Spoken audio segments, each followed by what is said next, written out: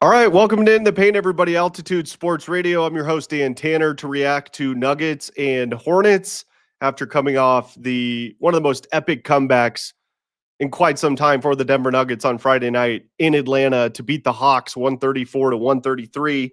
52.8 seconds to go. The Nuggets are up 111 to 104.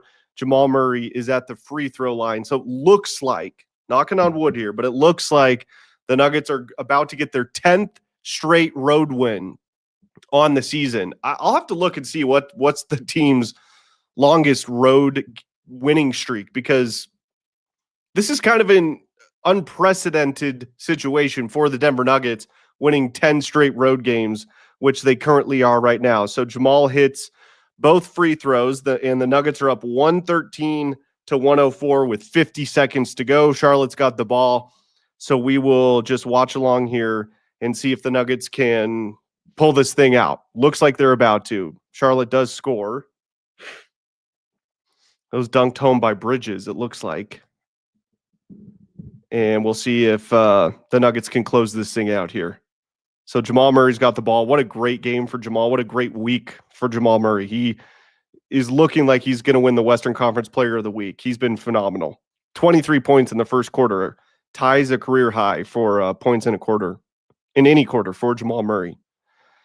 All right, Nuggets miss, Hornets miss on the other end. Cam Johnson's got it, and the Hornets have to foul. There's 12.6 seconds left in this one. 113 to 106 with 12.6 seconds left to go. What a Sunday, everybody. Holy cow. Avs got the win over the Flyers this morning, 3-2. That game started at 11 a.m. Broncos beat the Raiders to move to 11-2 to go into first place in the AFC. And it looks like the Nuggets are about to make it a 3-for-3 day.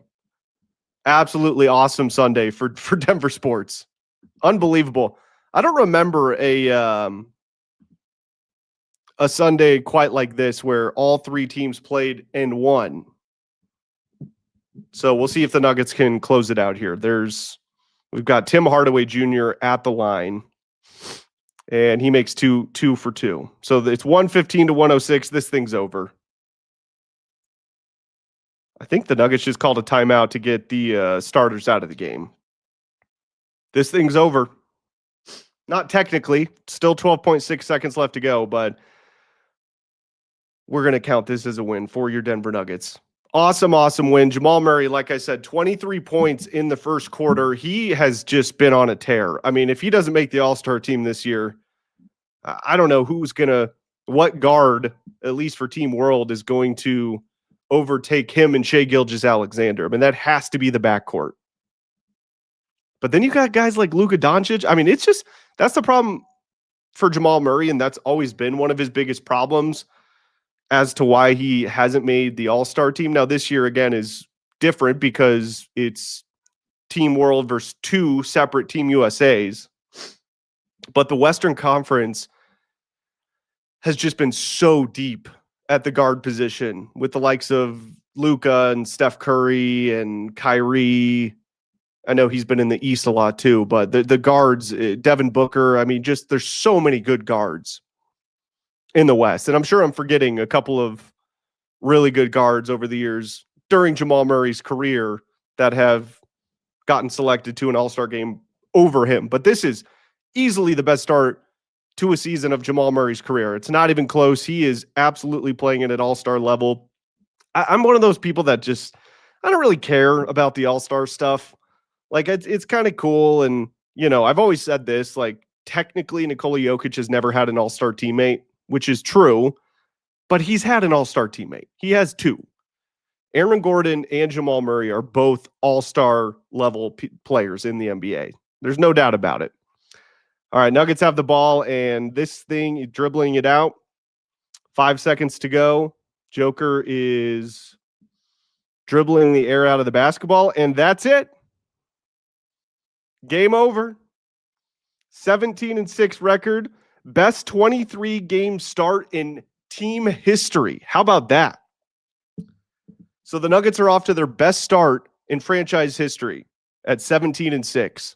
Now, they will have one more game on this 4-game road trip, but it's interesting because they won't play until Thursday in Sacramento. So they're going to fly home tonight and have a couple of days off here in Denver and then fly to Sacramento. So really it's kind of an odd 4-game road trip, but this is a great opportunity for the Nuggets to sweep this 4-game road trip, considering the fact that they're going to have a couple of days off in Denver. All right, let's add DMAC on the show. D, we just completed the most epic Sunday in Denver sports history. That was awesome. The triple winneroo on the triple dipperoo, or whatever you want to call it. Cavs beat the Flyers, Broncos beat the Raiders, Nuggets just beat the Hornets. 3-0 on a Super Sunday in the Mile High City. Unbelievable stuff. Yeah, it was pretty awesome. Really, really great day. Great day for the Nuggets and Jamal Murray in particular, Dan. I mean, we continue to wonder what it will take for him to be an all-star, which feels like a ridiculous conversation right now. I mean, if you were talking about the top 10 players in the world of the NBA right now, how could you not include Jamal Murray? He's up there. But here's the problem. So let's think about it this way, DMAC. So it kind of hurts Jamal this year, just how the format is for the All-Star game, considering it's Team World. And there's only 8 guys that are going to make that team. 3 guards, I guess. But they're SGA not doing, is. I read. It's positionless. That's right. That's right. Positionless. Yeah, that's right. But if you're just looking at the guards that could potentially go, he's going to have to. He's in competition with SGA, who was a lock to make that team, and Luka Doncic. So that's the battle he's facing. But look, I was just saying this before you came on. I get it. Technically, Nikola Jokic has never had an all-star teammate. I really couldn't care less about the all-star game. You know how anti-all-star game I am. Unless it was the Four Nations, because the teams were actually trying. But Joker's had 2 all-star teammates in his career. Aaron Gordon and Jamal Murray are both all-star caliber players. So it's like, okay, technically he hasn't, but really he has. You know what I'm saying? If you look at the 2023 championship run, Jamal Murray played like one of the top guards, if not players in the NBA. So I don't know. I mean, do you care if he makes the All-Star game this year? Or because for me, I don't really care. It's like that kind of from Moneyball. It's not the money, but it's what the money says. So the game is stupid and whatever, but it's what being named to the team says. It says who you are in the league. And I gotcha. You know, I think winning championship says that. I get it. I do get it. And that is down the line. But the next thing, listen, what can I tell you? I'm just really happy for Jamal. He came into the season in great shape. The Nuggets have won 10 in a row. So have the Broncos. Insane. How about that? That's crazy. 10 in a row on the road. Yeah. 10 in a row on the road. And now they come home. It's a weird road trip because they actually come home for a couple of days. And then they go out to Sacramento before they're home for, I think, like 4 games, something like that. But no, I mean, really solid win. You know, there were moments I was looking at the Hornets, like, it looks like a high school team, like youth-wise. They're just aside from Mason Plumlee, I suppose, they're a pretty young team.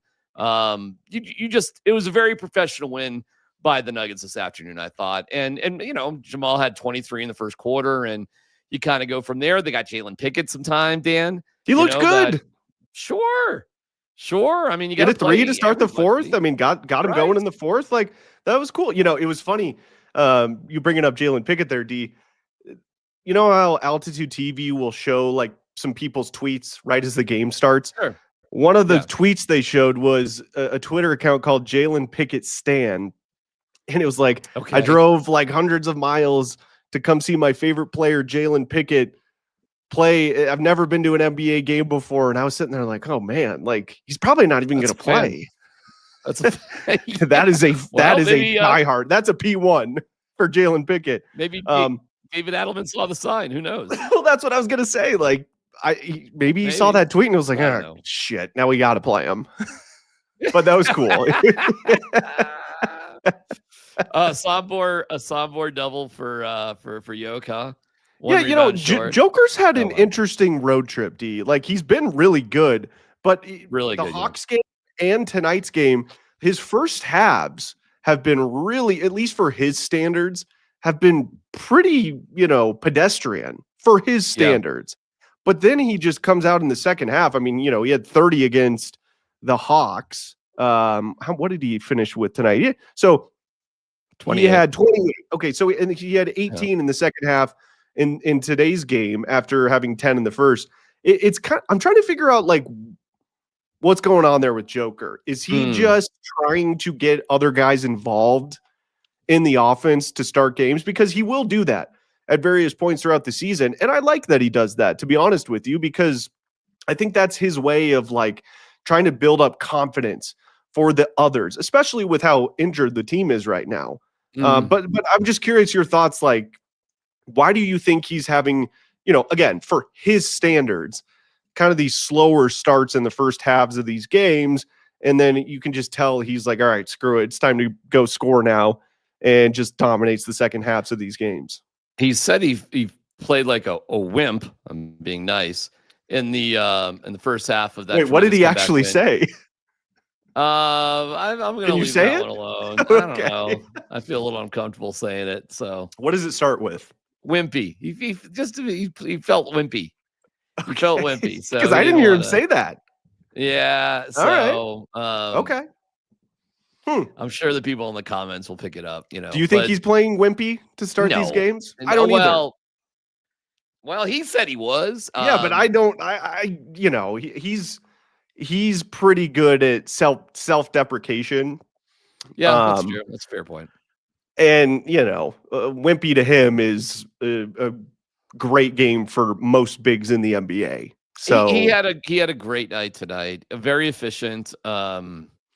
Listen, it was just a good game. Period.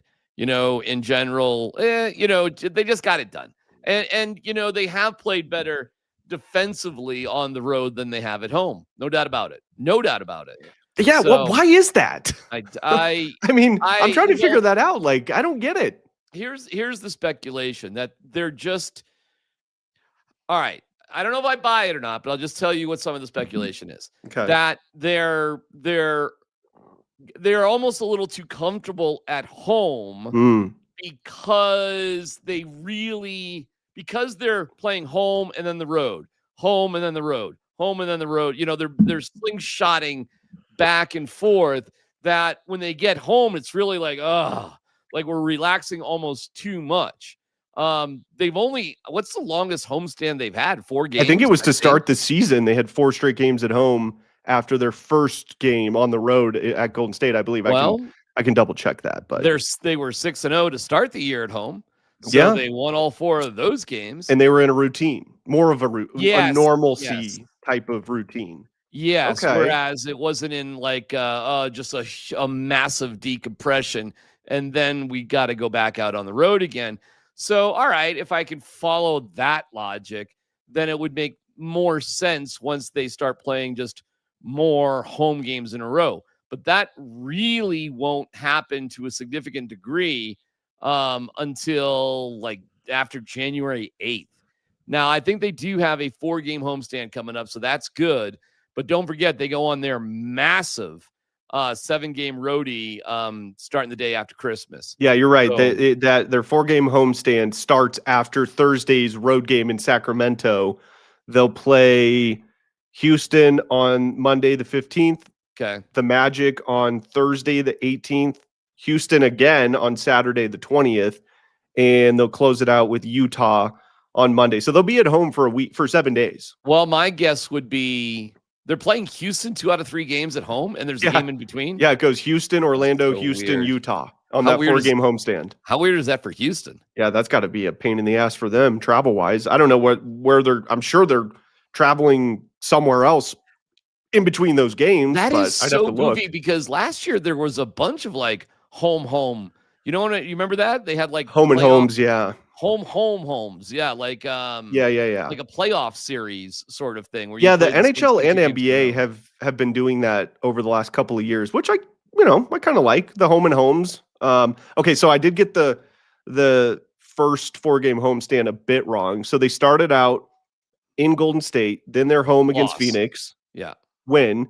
Then they're at Minnesota, win. Then they're at home against New Orleans, win.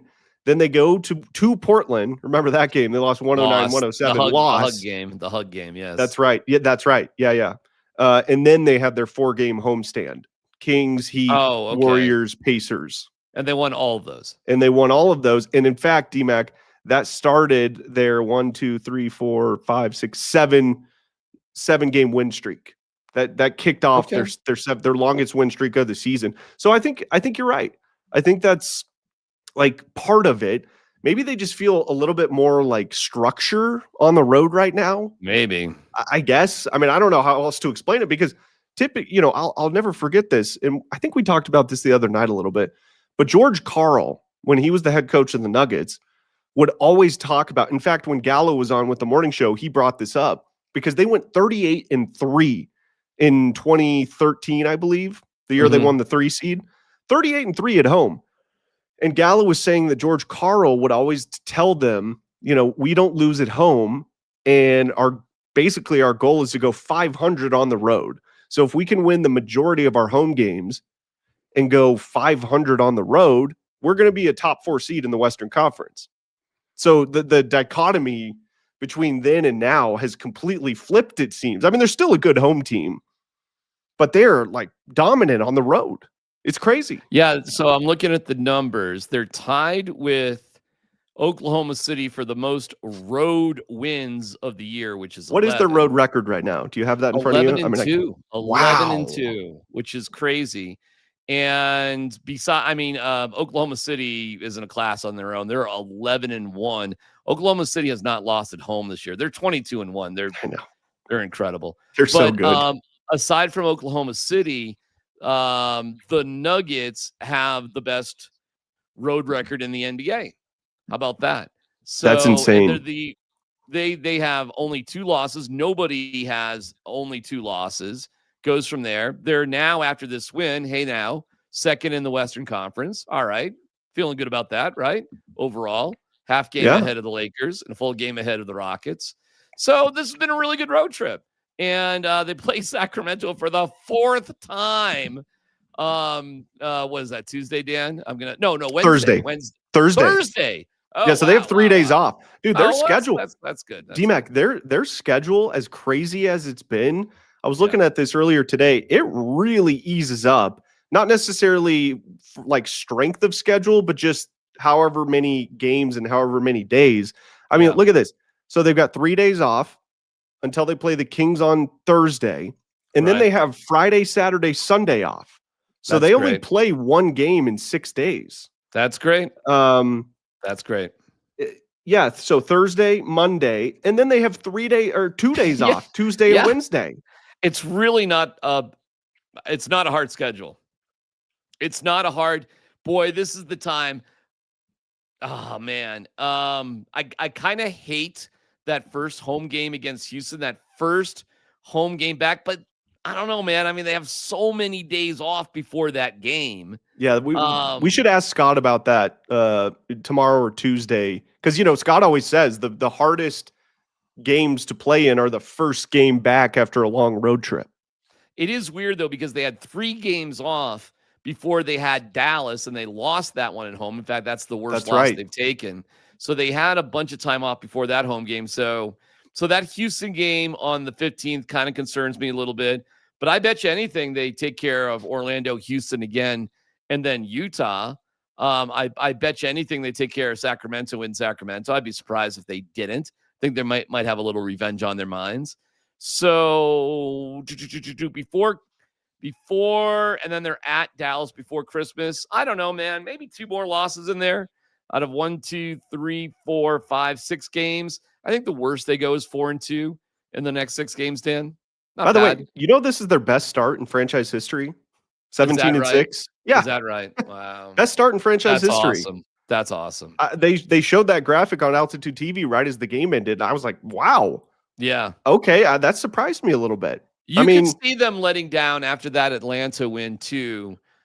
but they had so much time off. That is a good 2 full days off before tonight. That's really cool. Like that's good. And that's not hard travel from Atlanta to Charlotte. That's nothing. That is absolutely nothing. Yeah, that's like maybe an hour flight, if that. Really great road trip, man. Really, really great road trip. And, coming back from 23 against Atlanta, that's one to put a huge feather in your cap. And then, tonight was like a little closer than you would have liked it at certain points. But at the end, it wasn't, whatever. They did what they did what they needed to do. They're a really good second half team. They showed it in that Atlanta game. They showed it tonight. They're the best third quarter team in the NBA as far as point differential goes. This team just knows how to win games in the second half, and Nikola Jokic has been going God mode in the second half of these games when you can tell he like realizes he's like, all right, I need to pick things up a little bit more on the offensive end and carry us to a win. And luckily for the Nuggets, Jamal Murray's been sort of the catalyst in the first half of a lot of these games where Joker's not as involved in the offense. And it's a great duo right now. Like, are they the best duo in the NBA right now? I don't know who's a better duo in the NBA, because Oklahoma City, it's kind of just Shea, and then they've just got a bunch of really good players around him. Yeah, I mean, maybe if you're just looking for that 2-man game, or maybe by that metric.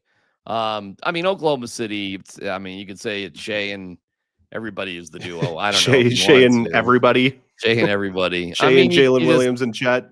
We can talk up how great elements of the season are for the Nuggets so far, which there's plenty. But what Oklahoma City is doing right now is, it's bananas. It's crazy.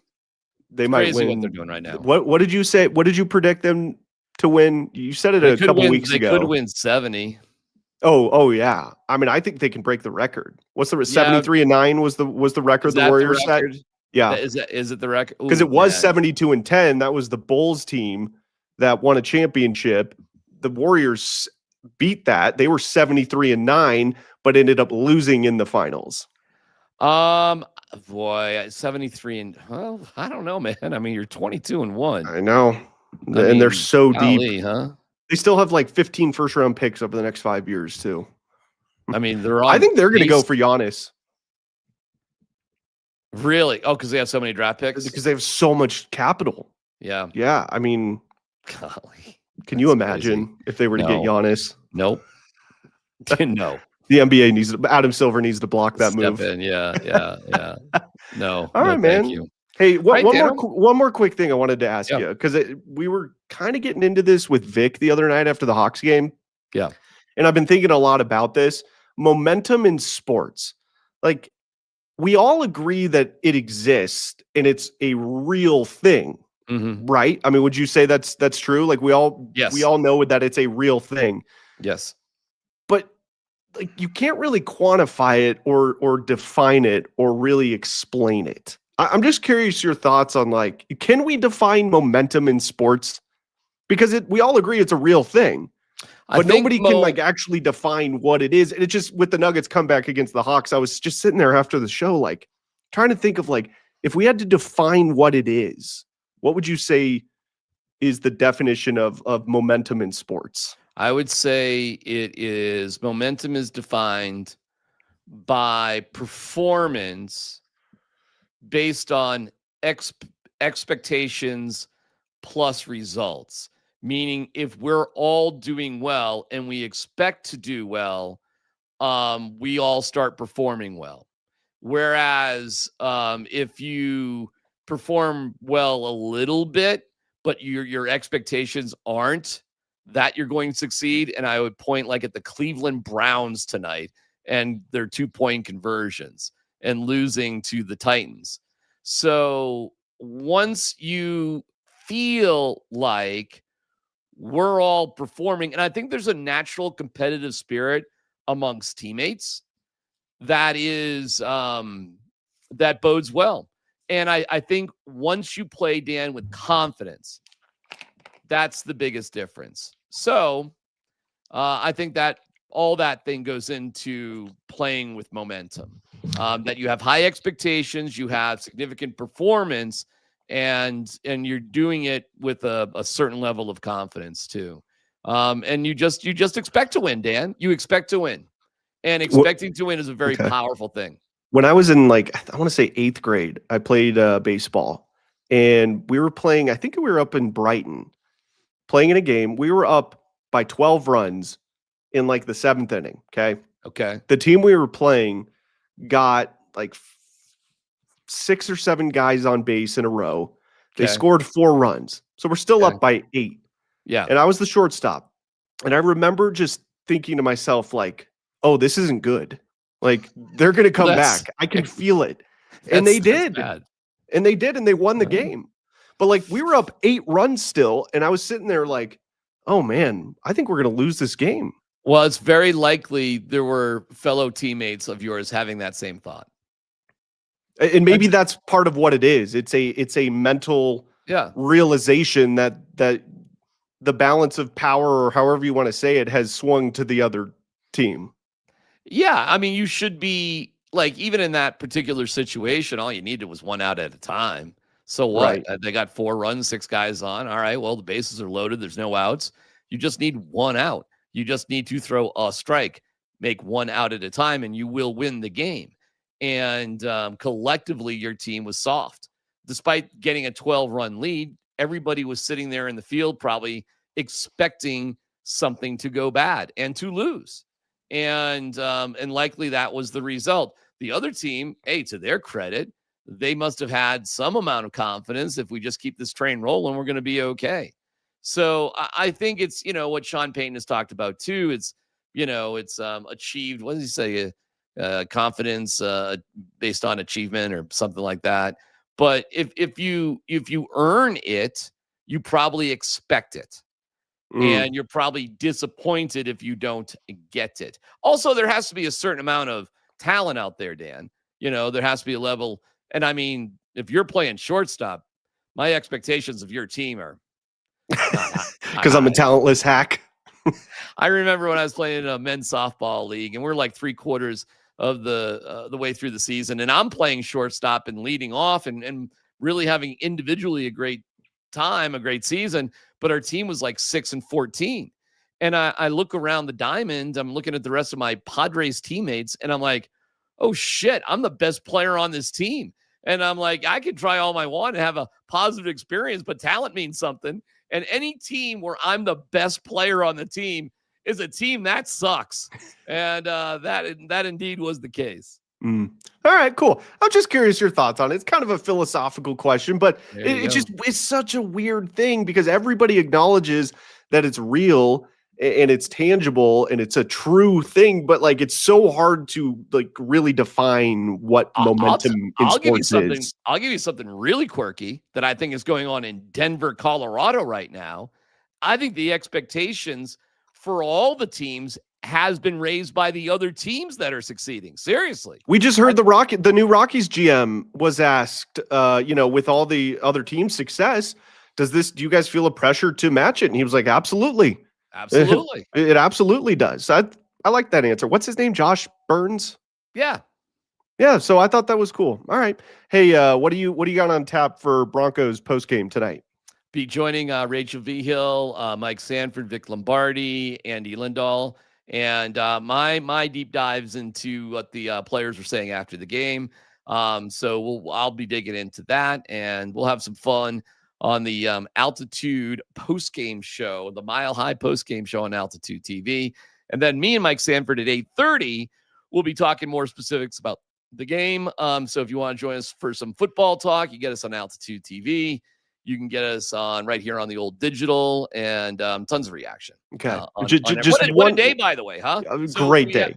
We have Between the Pipes. We've got In the Paint. We have Altitude After Dark. We're killing it here, man. We're crushing it.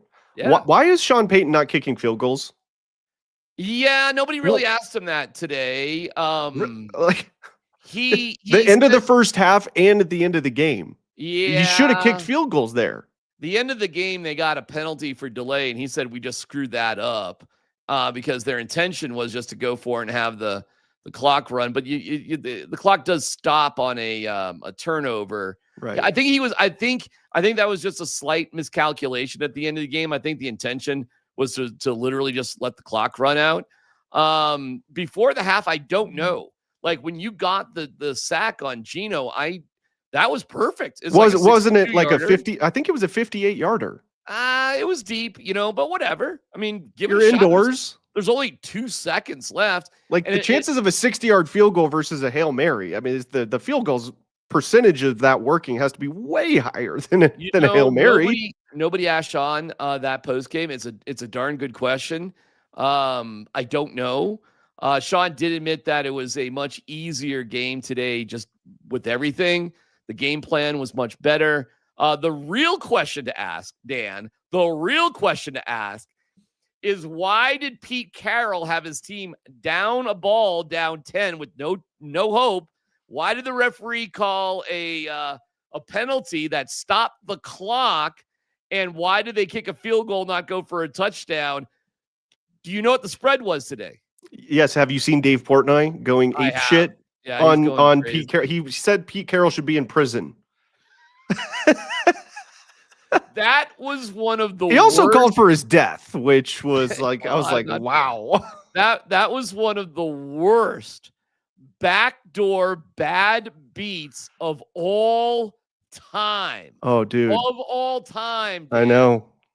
I know. It does seem, all I will say is it seems pretty damn suspicious. It's 24-7. And yeah. But now all of a sudden it's a 1-score game. That had to be the biggest 1-score blowout of all time. And if Sean kicks the field goal instead of going for it on 4th down, they cover the spread. Correct. Correct. So I was like, oh, well, I'm not sure why Dave's only going in on Pete Carroll, because there was a lot of that was a suspicious move there too. Yeah. Well, I think Sean had you know what? We'll get into it in the post-game show. Yeah. We'll save for the. I was just, I was just so confused. Right? Yeah. Hey, Beerus Neko, get this, D-Mac. Fun fact: as of today, the Broncos, Avs, and Nuggets have all combined this season for 76 wins, which is more than the Rockies had all season. Wow, that's a good one right there. Wow, that is a great. Well, that's a great more. stat. It's way more than this. Way more. Double. Yeah. That's insane. All right, D, I'll let you go. We'll 8:30 with you and Sanford. So make sure to tune in to that, everybody, for your Broncos post game. We'll see you, D. Bye. All right, good stuff there. Yeah, 8:30. D-Mac and Coach Mike Sanford will have your Broncos post game reaction. What a freaking Sunday! Best Sunday in Denver sports history. If there's a better one, please feel free to let me know. But this was the Avs beat the Flyers in the morning game. The Broncos beat the Raiders. They're now the number 1 seed in the AFC. They own the tiebreaker over the Patriots. And the Nuggets just won their 10th straight road game, beating the Charlotte Hornets 115-106. Jamal Murray had 23 points in the first quarter. That ties his career high for points in any quarter. He has been spectacular this year. Jamal Murray is playing at an all-star level. So much for the ankle sprain. I mean, he was questionable going into the Pacers game, where he scored 52 points, and he's been phenomenal since that. So and he looks like he's running around out there healthy and good to go. So that's been awesome to see. Jamal Murray has been lights out this year. I mean, just absolutely incredible. So good to see from Jamal. He deserves it. He worked his ass off over the offseason. He talked about all the work he put in over the offseason, came into the season in great shape, and it was really cool to see. All right, before we get out of here, I do have about a minute cut from Nuggets head coach David Adelman talking about the he was saying this was one of the most enjoyable wins in a while. So let's hear from Nuggets head coach David Adelman. You got to give me a second here. I got to pull it up on Twitter. But yeah, David Adelman, by the way, second best start for a Nuggets head coach in history. I think George Karl was 1 game better than him back in the day, and David Adelman has gotten off to a great start. The defense is still a concern, but I thought their defense was much, much better here in the second half of both games. Hawks game and the Hornets game today, their defense was really clamped down in the second halves of these games. So that was cool to see. All right, let's hear from Nuggets head coach David Adelman.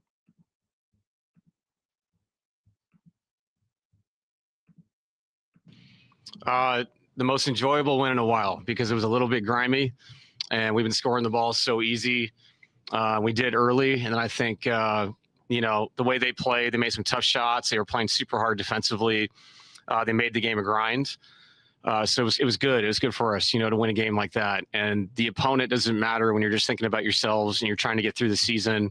And only 115 for us is extremely low. I mean, as of late. So the 106 number, I thought the way we switched all their small stuff led to a really solid win. After the first quarter, how did you see? Yeah, I thought the first quarter was kind of who we've been in the first half. A lot of these games, we were getting up and down.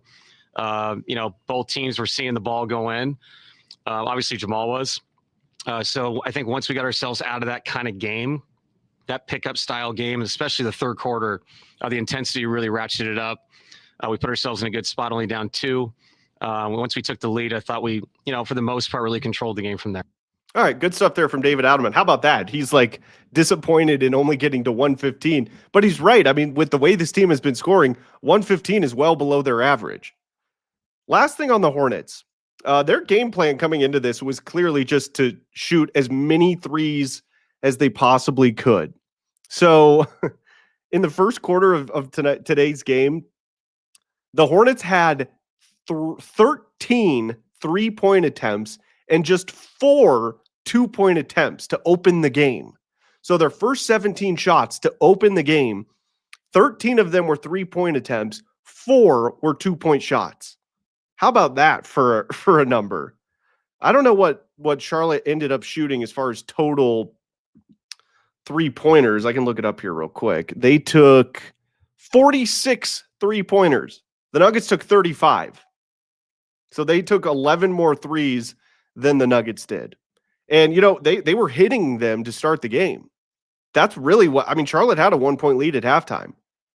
And they were hitting these shots to start the game. But the problem with that strategy is when you start missing shots from the perimeter, you're screwed. And the Nuggets took full advantage of that, and they end up winning it by 9. So what a Sunday here in the Mile High City. Super Sunday. Avs win, Broncos win, Nuggets win. What a great freaking day. That's going to do it for the postgame show tonight, everybody. Thank you so much for tuning in. We'll be back on Thursday to react to Nuggets at Kings. So the Nuggets will have 3 days off, get some rest here. And then after that Sacramento game, they've got another 3 days off. So this is a really good time for the Nuggets to get rested, get healthy. And, I've seen Christian Brown working out, doing a little bit of light work pregame. So that's good news. Hopefully he's getting back on track for a return sooner rather than later. But great Sunday. Nuggets win 115-106 against the Hornets. This has been In the Paint right here on Altitude Sports Radio.